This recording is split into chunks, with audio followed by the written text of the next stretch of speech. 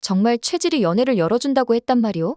원성이 이야기한 대로 현종이 법당에 온다 하더라도 과연 최질이 자신들이 원하는 대로 연애를 열어줄지 끝까지 믿기 어려워했던 지채문과 도용수와는 달리 원성만큼은 현종이 최질을 잘 구슬려 반드시 연애를 열게 만들 것이라 믿고 있었습니다.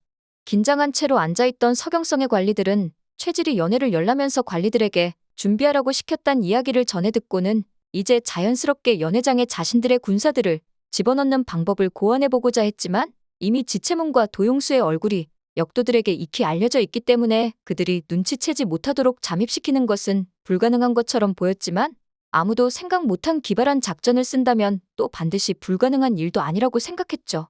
그리고 원성이 생각해낸 기막힌 작전은 바로 군사훈련 중 하나로 여겨졌던 군무춤을 이용하는 것이었습니다. 물론 이 작전을 이용한다고 하더라도 최질과 무관들의 눈을 완벽히 속이기는 어렵기 때문에 군무춤을 추면서 가면까지 씌워서 그들의 눈을 속이자는 계산이었는데요. 고려는 평소 외침을 대비하기 위한 훈련 중 하나로 군무춤을 이용하기도 하였었는데 공격과 방어에 필요한 기본 동작들을 춤에 자연스럽게 녹아들게 만들어서 몸이 공격과 방어에 익숙해지고 반응하게끔 수련하는 훈련의 일종이었죠.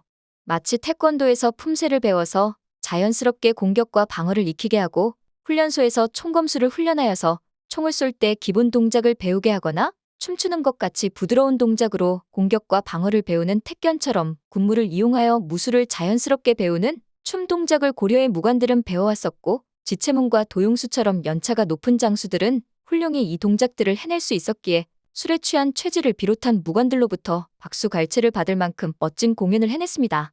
가면을 쓰고 있던 지채문은 속으로 말하길 지금 당장은 이 춤을 보면서 즐기거라. 내 놈들이 이 생을 즐길 날도 몇 분 남지 않았으니 말이다. 성상폐하의 명령만 떨어진다면 고려의 폐하를 걸어내 팔아넘기려 한 너희를 모두 저승으로 보내주겠다. 지채문의 마음속 소리를 현종이 듣기라도 했는지 현종은 잔을 깨뜨리며 군사들에게 말하길 황제의 군사들은 들으라. 저 역도들을 모두 처단하거라. 그러자 지채문과 도용수를 비롯한 군사들이 고개를 끄덕이며 대답합니다. 예, 폐하. 그렇게 가면을 벗어던진 용맹한 장수들은 자신들이 군무를 출 때 이용하였던 칼로 이제 역적의 무리들을 공격하기 시작하는데요.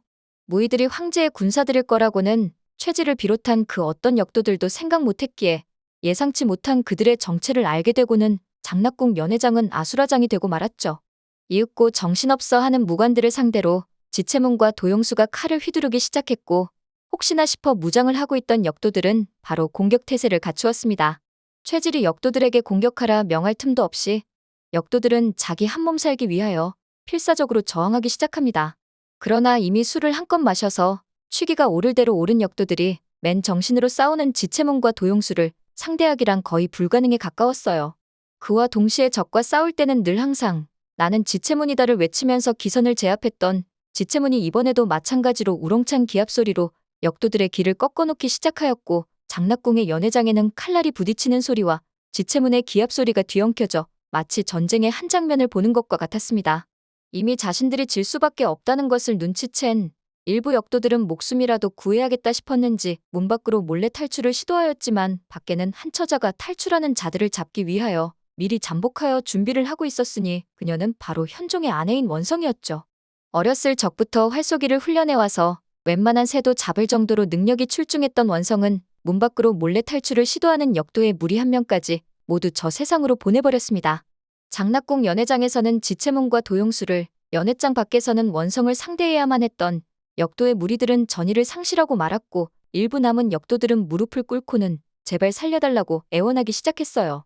그런데 유일하게 최질만큼은 역도들을 향해서 너희가 그러고도 무장이냐고 화를 내며 끝까지 싸울 것을 강요하였고 역도들은 그런 최질의 말을 듣는 둥 마는 둥 하며 제발 같은 무인들로서 목숨만은 부지하게 해달라고 지채문에게 손이 발이 되도록 빌기 시작하였지만 지채문은 그런 그들에게 일고의 자비를 베풀지 않고 칼을 휘둘러 죽음에 이르게 하였습니다. 여전히 무릎을 꿇고 앉아서 이 모든 상황을 참담하게 지켜보고만 있던 김은, 물론 김은도 칼을 들어 싸울 수 있었지만 차마 거란과의 전쟁에서 자신과 동고동락했던 역도의 무리들을 처단할 수도 없었고 그렇다고 역도의 무리와 한편이 되어서 황제의 군사들과 싸울 수도 없었으니 김은은 고려의 무관들이 서로를 죽이고자 치열하게 싸우는 모습을 바로 앞에서 지켜보며 뜨거운 눈물을 흘릴 수밖에 없었습니다. 이 모든 것이 미련한 자기의 잘못인 것 같아 마치 동상이 된 것처럼 작은 미동도 하지 못한 채 두 눈으로 뜨거운 눈물만 흘릴 뿐이었죠. 그런데 바로 그때 이 싸움에서 이길 수 없을 거라 판단한 최질이 현종 하나만 인질로 잡으면 여기서 살아나갈 수 있을 거라고 생각했고 갑자기 현종 쪽으로 미친 듯이 달려가 현종을 공격하려 했죠. 이 모습을 앉아서 목격한 김우는 마치 동상이 갑자기 살아나기라도 한 것처럼 벌떡 일어나 최질에게 달려들었고 죽은 시체에 꽂혀있던 칼 하나를 꺼내어 최질의 등에 꽂아버렸습니다. 최질이 억하고 소리를 내며 쓰러지자 이제는 소리 없이 흐르던 김운의 눈물이 폭포수처럼 흐르기 시작하였고 괴로운 김운의 포효 소리가 장락궁을 뒤흔들었어요.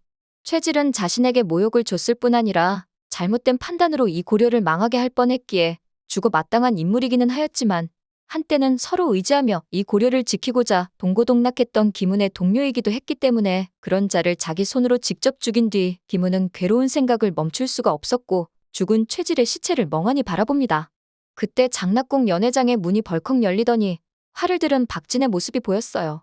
박진은 김운에 의해 최질이 죽은 것을 확인하고는 화살을 김운에게 한 번 조준했다가 현종에게 한 번 조준했다가 잠시 망설이더니 이윽고 한치의 주저함도 없이 현종을 향해 활을 조준하기 시작하였고 곧 현종을 향해 활을 슉 날리고 말았습니다. 당연히 박진이 쏜 화살에 의해서 현종이 다칠 것이라 예상되는 상황이었지만 생각과는 반대로 현종은 멀쩡하였고 오히려 박진과 김운이 억하는 소리를 내며 자리에서 주저앉고 말았어요. 밖에서 탈출하려는 역도들을 잡기 위해 활 시위를 당기고 있던 원성이 박진의 목을 향해 화살을 날렸고 활이 박진의 목을 관통하여 날아간 것인데요. 또한 박진이 현종에게 쏜 화살은 현종을 구하기 위해 몸을 날린 김운의 가슴팍 정중앙에 꽂히며 김운 또한 박진과 함께 그 자리에서 목숨을 잃었죠. 최질의 옆에 눕게 된 김운은 이미 싸늘한 시신이 되어버린 최질을 보며 우리 이만 지옥불에서 만나자며 마지막 인사를 했고 목에 화살을 맞은 박진은 오른손으로 피가 철철 흐르는 목을 부여잡고 그 자리에서 꼬꾸라지고 말았습니다. 그때 죽은 줄 알았던 양아들이 등장해서 박진이 죽어가는 모습을 보았고 차마 박진의 곁으로 가까이 다가오지는 못한 채 아버지 이만 잘 가십시오 라는 눈빛으로 마지막 인사만을 전하였습니다.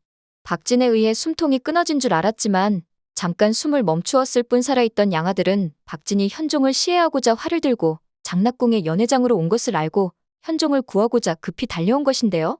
양아들도 박진과 한패인 것인지 헷갈린 원성이 양아들을 향해서 활을 날릴지 말지 고민을 하자 양아들이 박진의 편이 아닌 것을 진작에 눈치채고 있던 현종이 원성을 향해 활 시위를 내려놓으라 손짓하였습니다.